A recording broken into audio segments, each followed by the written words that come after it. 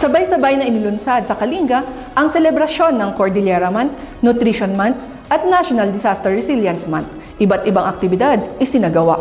Karagdagang detalye, hatid ni Irel Siknao.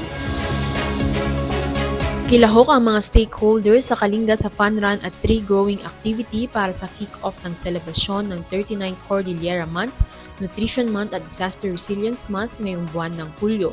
Sa pangunguna ni Governor James Edduba, nagkaisa ang mga opisyal at empleyado ng mga government agencies, uniform personnel, mga residente at iba pang stakeholders para suportahan ang regional autonomy, ipromote ang active at healthy lifestyle at itaguyod ang environmental conservation. Mahigit 600 ang sumali sa 5 km at 10 km fun run. Nagtanim din ang mga kalahok ng mga 600 Molave, Nara at white tree seedlings sa Marian Spring Eco Spirituality Learning and Development Center sa Sitio Calagdao.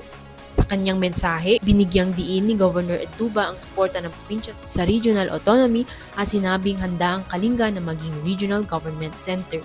We are just preparing. Kadangay dito'y dati daga dito'y between Malalaw and Bakilo. Kete ko mga i-offer iti regional government no matuloy dito autonomy.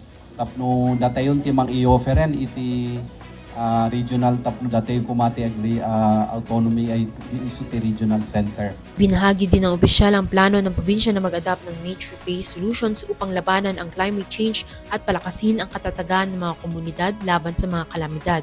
DJ Canada, DJ Nature mabaling yang i-integrate dati engineering, modern engineering ken dito nature-based solutions. Kat number 1 nga nature-based solutions kararamidan DJ Canada kat kadi planting of trees. Dito you plant green spaces.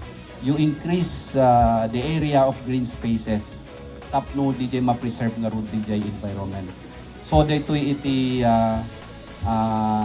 ang daan na tatahakin natin. We will try to follow this path. Nagtapos ang kick-off activities sa awarding ng mga nanalo sa fun run at sa isang boodle fight. Irel Siknao mula PIA Kalinga para sa PIA News Cordillera.